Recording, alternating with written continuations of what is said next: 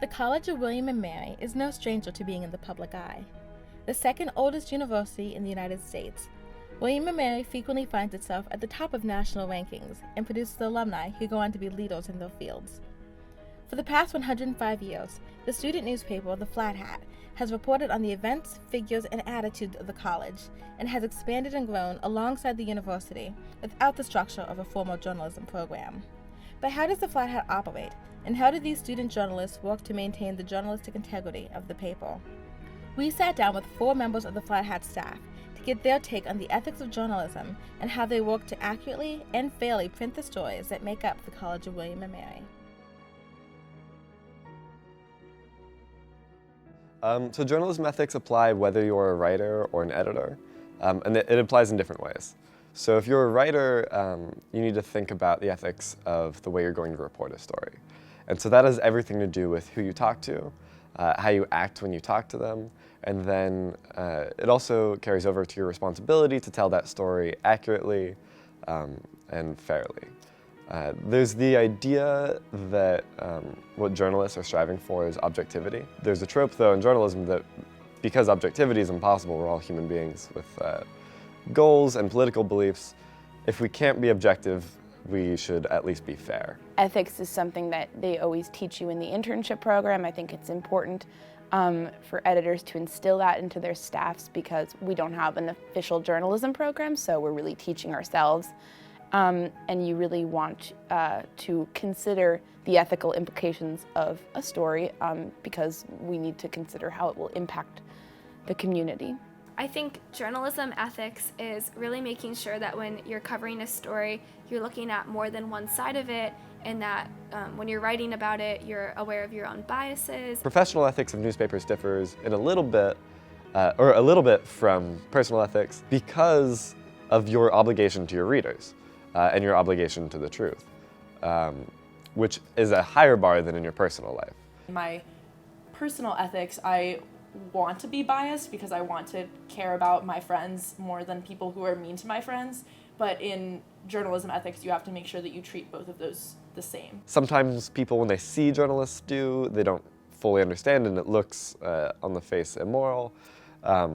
Definitely talking to people who are victims of trauma is something that journalists have to do, that as an individual is not always ethical if you don't know them, if they're a stranger.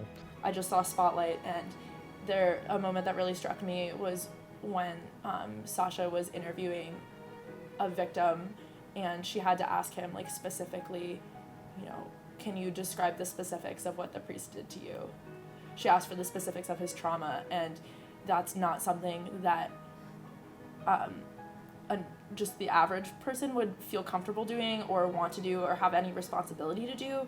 But as a journalist, that is part of your responsibility. If you don't ask the hard questions as a journalist, you're not really being ethical because you're not telling the whole story. As an individual, if your friend or a stranger tells you something that happened to them, generally it's defensible to believe them and to support them no matter what. As a journalist, you're actually doing them wrong if you do that before you do your legwork of verifying the story. Because as we've seen, if you go ahead and extend credulity in a situation like that without verifying everything that's said, you end up doing harm to the people that have experienced trauma. I think that some aspects of my identity that influence my identity as a journalist definitely come from being a woman, but then also acknowledging that I have privileges as being a white person and also coming from a pretty well-off family and being able to attend something like the College of William and Mary. I always try to be aware of that. If I'm covering something for women's rights, am I being aware that I am not covering it because I feel passionate about it as a woman, and am I giving it fair coverage because I'm a journalist? You have to realize that, of course, your personal beliefs are going to shape the way that you act. Because if you don't, then they still will, but you're not going to be able to control for them. And so I am very conscious, as editor-in-chief of The Flat Hat, that I'm a straight white male, and that probably does influence the way that I see the world. And by recognizing that, I'm able to try to bring in more people when we're making decisions about what goes in the paper and about how sensitive topics are covered. With this in mind, we decided to take the questions to our peers. How much did they know about The Flat Hat, its content, and journalistic ethics in general?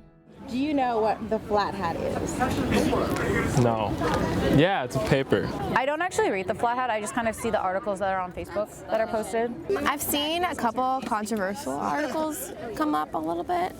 I feel like this year, more than other years, I feel like they're really touching on like more interesting stories than I've seen done in the past, and like really going for like human stories and like showing aspects of campus that like more people might not realize. The content for the viral article is usually inflammatory because like that's why it's going viral. But we haven't really heard, I mean, I have not read articles beyond that because I don't read it too often. I mean, I kind of feel like the people that are writing it are the people that are represented, and I think that sometimes the articles aren't that thoughtful, but sometimes, you know, the articles are really well done. I think it just depends on who's writing it. I feel like journalistic ethics are a very like fine line because you're trying to get the story and, you know, you're trying to get to the root of the story, you know, as true as possible but then at the same time, It's a lot of media. stuff that can be published can ruin or like can change a person's life basically. When you come to journalism, you're like representing and you're speaking for another group of people. So if anything, journalistic ethics are more of an onus than the study of ethics or the like discussions of ethics in general. I feel like as a journalist, you're making very authoritative statements about the issues you're talking about, and even if, you know, you feel like what you've done is vetted, you're still kind of changing public opinion. I think you have to be very thoughtful about that as a journalist. I guess you guys do a good job. Like, I know a lot of people on the Flat Hat who seem like ethical people. That's probably a good thing. Yeah.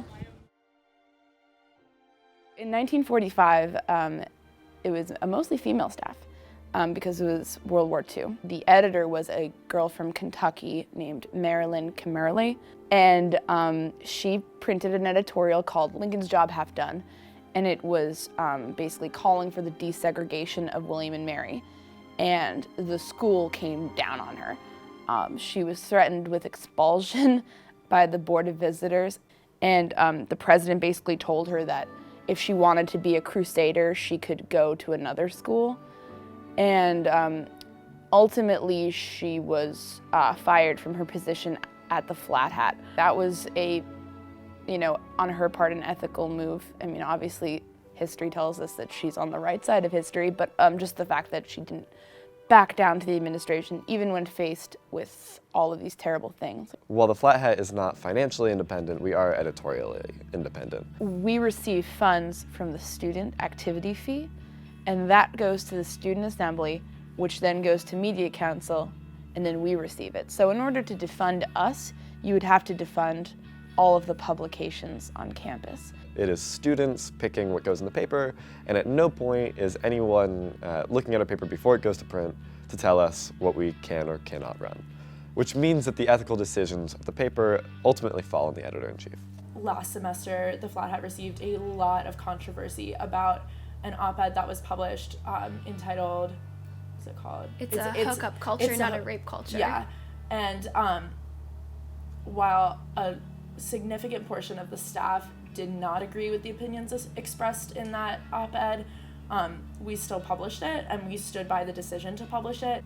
You know, if we had said, no, we're not publishing that because I don't agree with it, then who's to say if the next editor comes into power who would agree with something like that, they say, no, we're not going to publish anything about social justice or about racial diversity, you know, because I don't agree with that. You know, that's an extreme example, but it's something that theoretically could happen if we made a habit of censoring. Sometimes I think people can tend to just look at the good things at William and Mary, and as a journalist, even a journalist who is a student and enjoys being a student here, you need to kind of look past that sometimes and print things that might upset some people or might shine a light on a negative aspect of campus that a lot of people don't see. One example where the Flat Hat really showed high standards of journalistic ethics was in an article that was our main article a couple of weeks ago, and it was one that I wrote, and I looked into the efficiency of the student assembly senators, and I had been keeping track of how many times they sponsored bills and how many times they participated in discussion. And in my article, I was planning on naming the names of the people who participated the least, and that would be interpreted as the people who were the least efficient. But while I think it was important to cover that, it would have been unethical to print that article without getting their perspectives. And I interviewed those 3 people, and they got to have their sides of the story published. And whether or not that changes the journalistic coverage, it at least gives both sides of the story fair coverage. And I think at the end of the day, even if it made people unhappy, there was nothing we could have done better because we did pursue it ethically. Sometimes you do print articles which hurt people. That's the nature of a newspaper. When someone does something wrong and they're in a position of authority, we print that. And so every once in a while, it's a Board of Visitors member, an administrator, they get arrested for a DUI. This is a very typical thing. And there's always the question, because this happens not very often, but often enough that we deal with it, well, do we run it? This person's going to get fired. And in cases like that, we tend to side on the side of yes, because it's a very different ethical question of individuals and private individuals and what they decide to do, and public individuals and individuals who receive money from students, whether it's student assembly funds or whether it's tuition money. Being a student, I'm in a different position than some of the people that I interview. So when I'm talking to administrators or professors, I'm not speaking to them as an equal, as an adult. There is a different power dynamic there than if I was an adult journalist writing for the New York Times. And yes, I am legally an adult, but I'm an unpaid student at the college, interviewing them, and I have to approach things a little bit differently. I do like the idea that I can say I'm a student journalist and that I mess up sometimes, and it's okay. But regular journalists also mess up. And to a certain extent, everyone's a student journalist, because journalists cover so many things that they're never an expert in everything they're covering. I think it's important to know that the Flat Hat is composed of students who are volunteers, and we work very hard, and like we were saying before, we hold ourselves to a very high standard, but it's also important the campus holds us to a high standard. And I think it's also important to remember that the Flat Hat is the student voice. We print all sorts of opinions, and we cover all sorts of events and issues, and if there's something that you think that we should be covering, our information is out there and our emails are easy to access, and we would be happy to talk to anybody about covering whatever issue they think is important. And I know the opinion section is always happy to print student opinions related to the college, because that's what we're here for.